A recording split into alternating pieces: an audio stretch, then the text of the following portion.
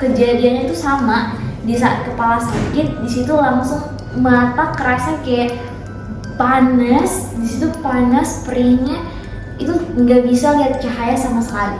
Nah itu saya selama sakit itu keberadaan saya masih di kamar, dan itu nggak boleh ada lampu atau cahaya dikit pun yang bisa nyolot saya gitu.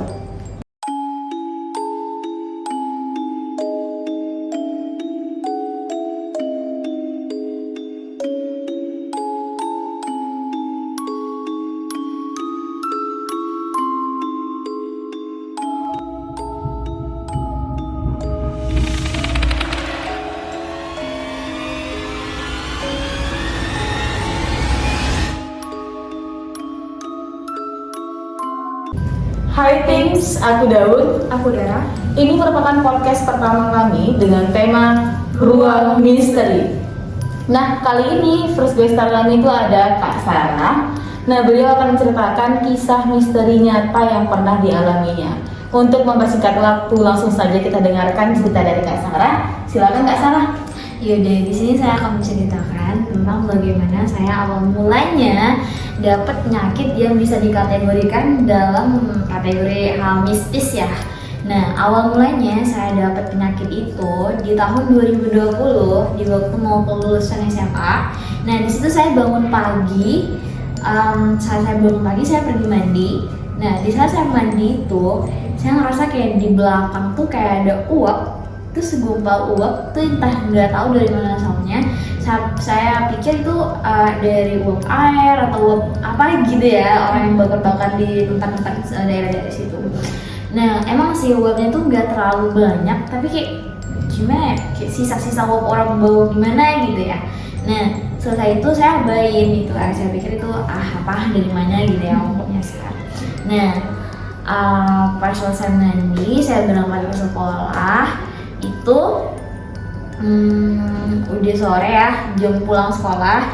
Pas jam pulang sekolah sampai di rumah saya mandi lagi. Nah setelah saya mandi itu kejadiannya turun lagi gitu.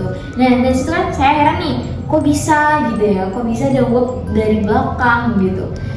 Dan pun uapnya tuh bisa dilihat gitu, memang berasal dari belakang. Pas saya pindah arah, itu uapnya berpindah arah juga. Nah pas saya itu kok saya ngerasa aneh gitu ya, kok uapnya tuh dari belakang gitu. Kok bisa, keadaan suhu tubuh saya di normal gitu ya. Nah terus selama kelamaan sekitar 1 minggu dari situ kejadian itu, saya ngerasa kayak hal yang aneh gitu ya. Hal aneh kayak contohnya nih, sering sakit kepalanya itu yang bikin aneh itu di saat orang azan. Nah saat orang azan kok bisa di situ kepala saya langsung mumet kayak sakit gitu ya. Nah pas waktu itu gak lama dari situ mata saya kayak saya kan merasa perih.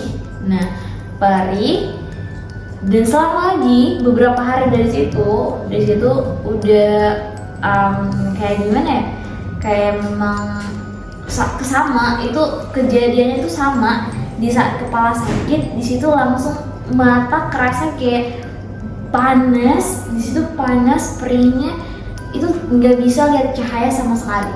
Nah itu saya selama sakit itu keberadaan saya masih di kamar, dan itu nggak boleh ada lampu atau cahaya dikit pun yang bisa nyolot saya gitu. Nah setelah itu saya diobatin ke medis. Nah itu karena dipikir keluarga ya saudara, karena kan saya tinggal di tempat adik dari mama ya, dari mama. Nah pas saya waktu tinggal di situ, bunda tersebut dia bawa saya ke klinik terdekat di situ. Ya diobatin, dikasih kayak tetes ya, obat-obat mata gitu ya.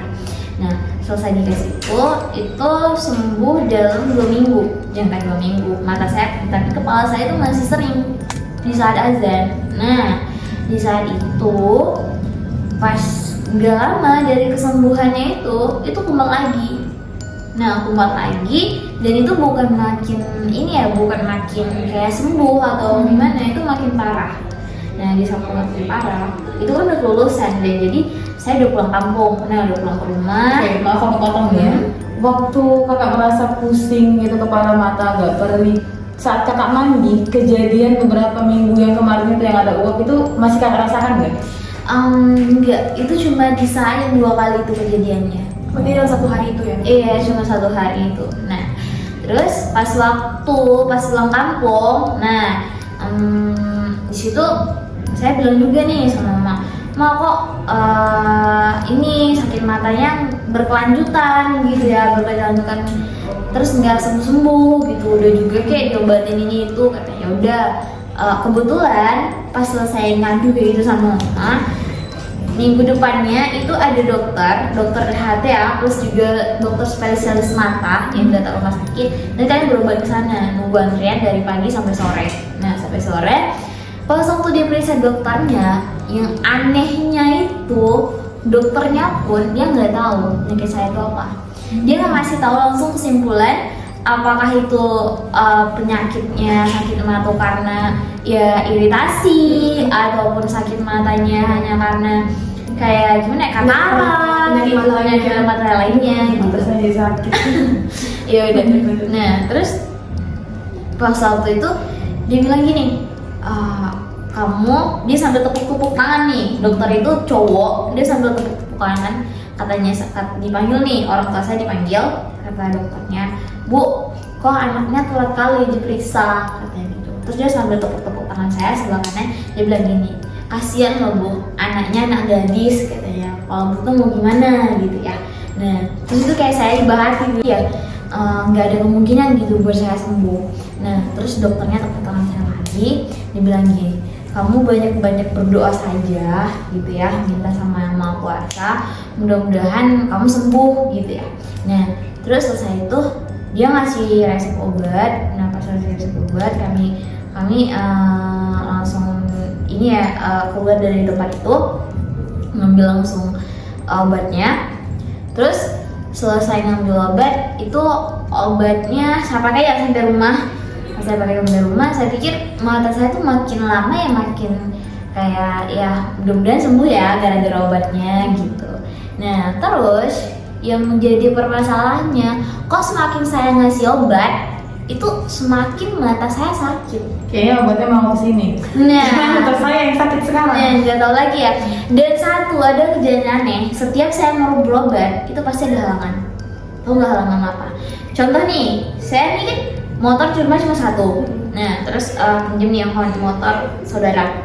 Pas pinjam motor saudara, ada kejadian pas saya mau berobat itu, kalau orang pinter, pas saya mau berobat itu di pertengahan perjalanan, di daerah perjalanan itu tikungan dan tanjakan pas mau turun itu pas ban motor kecopot dari ban motor belakang.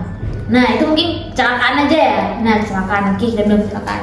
Nah, tapi kok saya lihat nggak setiap saya mau berobat gitu. Nah, itu sekali kejadian itu. Nah, kalau manusia saya pergi berobat lagi, itu pergi sama ibu ya, sama mama. Pas perginya itu ada aja ban bocor. Itu di pertengahan jalan udah tempat sepi. Nah, gak lama dari situ lagi, saya pergi berobat lagi. Itu ada aja kecelakaan, kami nabrakan orang. Nah, setiap kami berobat setiap ada halangan. Nah, tapi insya Allah sih dari orang tua juga nggak pantang nyerah ya buat mau berobat gitu. Nah, tapi di situ nggak sembuh juga, nggak sembuh. Mungkin ada sih sembuh, radang-radangnya sedikit gitu ya, tapi nggak terlalu banget gitu. Nah, terus nggak lama dari situ berobatlah medis lagi. Pas udah berobat medis, kata medisnya ini udah gimana ya, udah rentan buat, maksudnya nggak, agak susah ya buat sembuh gitu. Nah, terus katanya kayak gitu, udah mungkin harus dioperasi. Nah, orang tua pas di operasi, mereka nggak setuju. Ya udah, nggak lama dari situ masih pakai obat yang dikasih dokter itu lagi. Itu bukan dokter yang dari awal ya, itu dokternya beda. Nah, pas waktu selesai pakai obat yang itu nggak lama kemudian ada acara di rumah saudara. Itu saudara saya sendiri, kakak saya itu dia nikah. Nah, pas acara selesai nikahnya saya bantu datang ke rumah. Itu jam 12 tepat malam saya pulang ke rumah lagi, dianterin sama ayah nih.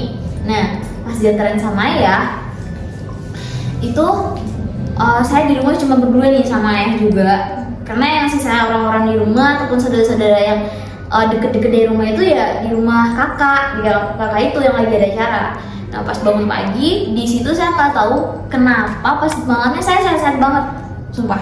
Nah pas paginya kok saya ngerasa kayak, kok kepala saya kayak rasanya urat kepala tuh mau putus gitu, kayak pembuluh darah tuh mau pecah gitu, dan mata saya tuh udah kayak memar, merah, kulit mata saya ini lembab, memang nggak bisa dipegang sama sekali.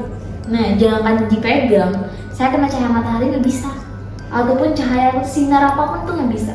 Nah, jangan kena sinar, udah di tempat gelap itu nggak mempan buat mata saya tuh bisa reda. Di situ emang sangat kumat dan sangat sakit, nggak tahu lagi mau gimana. Rasanya kayak yaudah kalau nggak usah ditariknya nggak apa-apa gitu ya. Nah, terus selesai itu, kali? hah? Enggak. Nah, maksudnya gini. Nah, selesai itu saya coba minta pertolongan ya, saya coba tutup mata saya dengan tangan saya biar nggak kena cahaya, dan saya jalan kaki sambil ngeraba buat jalan itu mau ke rumah saudara sebelah, itu rumah kakek gitu ya. Dan mau ngadu biar disampaikan sama keluarga yang di acara itu bahwasanya saya sakit gitu ya. Nah nggak lama dari situ mereka pulang, mereka lihat keadaan saya memang udah parah, sangat parah gitu ya. Gak lama di situ sorenya saya dianterin ke orang pintar. Kalau dikatakan kakek itu sih orang pintar, dia memang sering ngobatin ya, tapi dia ngobatin ikhlas secara baik ya, secara masih agama gitu, bukan dukun-dukun yang aneh gitu ya. Nah pas berobat dari situ sorenya, insya Allah 3 hari pas saya berobat sama kakek itu saya sembuh, maksudnya nggak dari kayak awal lagi, itu memang ada perubahannya sedikit demi sedikit. Nah tapi pas waktu awal saya berobat, kakek itu bilang gini, kok berobatnya telat gitu ya, kok baru sekarang datangin ke sini gitu. Ya saya bilang karena kan dari saudara dari semua tuh baru tahu bahwa kakek bisa berobatin. Ditanya gini, ini pasti udah lama matanya kayak gini gitu kan, emang nggak ada usaha diobatin? Ada gitu ya, emang ada, tapi nggak ada yang cocok, mungkin nggak ada yang mempan obatnya gitu. Nah terus pas satu kakek itu bilang lagi gini, ini pasti udah bertahun-tahun ya gitu ya, udah tahu gitu ya. Terus saya bilangnya, iya kayak ini udah 2 tahun lebih gitu kan saya derita. Pas saya awal masuk kampus juga saya derita kayak gini gitu ya, memang entah nggak tahu lagi mau gimana gitu. Nah kakek itu sendiri bilang gini, biar saya nggak iba hati ya, ataupun berkecil hati gitu ya buat kesembuhan saya sendiri. Terus kakek itu bilang kayak gini, nggak apa-apa, lama-kelamaan pasti sembuh, berobat sama kakek.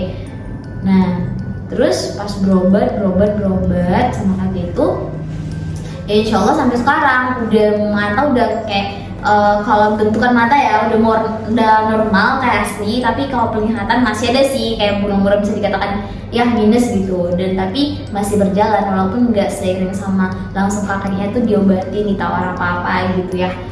Itu pakai memang ada ya madu asli lah dikasihnya, disaranin gitu buat terapi jalannya gitu ceritanya ya, sampai sekarang ya kayak gitu.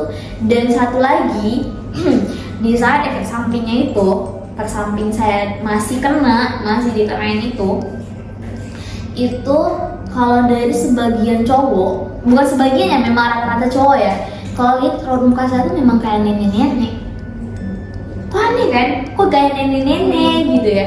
Tapi kalau cewek itu lihat muka saya memang muka saya real, asli gitu. Nah sampai-sampai dosen saya sendiri bilang kayak gitu, katanya gini, maaf ya Sar, jangan tersinggung katanya gitu. Kenapa?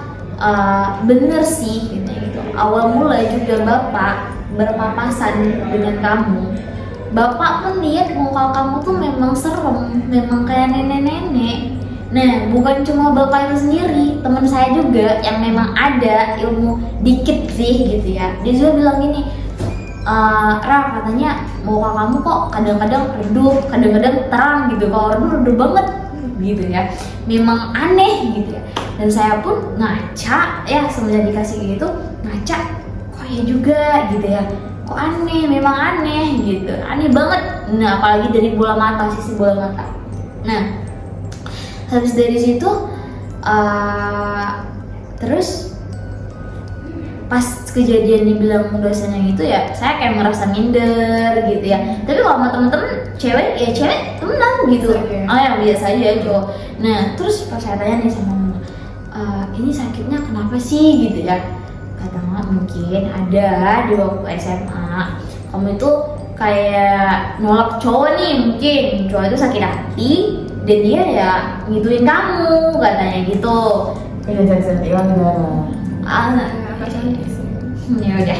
Nah dan satu lagi, ataupun katanya ada teman-teman nih waktu kan dulu SMA sering ikut lomba-lomba nih, saya ada sering lomba-lomba, mungkin ada temen yang iri nggak suka gitu ya, mungkin dikenain juga. Tapi kalau misalnya saya pikir-pikir ya, kalau dari apa namanya cowok kok cowok doang ya yang ngindarin gitu, kok cewek enggak ya, otomatis mungkin bisa jadi sih kalau cowok yang saya tolak itu dia itu yang jadiin saya kayak gitu gitu ceritanya. Agak merinding ya teman-teman ya. Jadi untuk sekarang ini alhamdulillah bisa lihat lah ya. Iya alhamdulillah udah bisa. Tapi ada nggak waktu-waktu tertentu kan kayak tadi dibilang kalau maghrib itu Pusing kepalanya. Atau sampai sekarang? Insya Allah kalau segitu udah hilang. Itu udah hilang. Semenjak berobat sama kakek itu, kepala yang kayak gitu setiap maghrib sakit itu udah hilang. Udah hilang. Terus yang masalah kumat-kumat ya, mungkin ya kalau secara medis emangnya sih saraf otak sama saraf mata itu kan satu, bisa tuh bersangkut paut. Nah jadi pas otak mumet, mata juga kayak gitu. Nah pasalnya itu menjadi masalahnya kok setiap azan gitu. Oke Tims, cukup ya serem ya ceritanya ya. Mungkin sepertinya kesimpulan kita podcast kita kali ini apa nih Dar? Nih jadi kalau misalnya kalian nih ada cowok yang mungkin nih dia suka sama kalian, jangan langsung ditolak ya. Atau enggak, gimana caranya kalian tuh menjauh baik-baik. Atau ya at least kita tuh harus menghargai gitu kan, karena kan setiap orang tuh punya hak untuk suka sama kita nggak boleh ngelarang, kamu nggak boleh suka sama aku ya, aku jelek, enggak. Kita aja mungkin kan pasti suka sama orang kan nggak mungkin dia langsung apa ya, jadi kita harus menghargai gitu. Atau kalau misalnya kita nggak suka, ya kita tolak baik-baik kayak di bandara, kita buat alasan yang logis, alasan yang kira-kira bisa diterima lah. Apalagi kalau zaman sekarang tuh yang kayak hal-hal yang kayak gitu kayak udah ini nggak sih, udah kita kan udah zaman modern nih, kayak ya udah jangan lah yang kayak gitu lagi. Jangan cinta ditolak, dukun berpindah gitu ya. Mungkin Tims cukup sekian podcast kita kali ini. Tungguin podcast kedua kami. Jangan kemana-mana, bye-bye.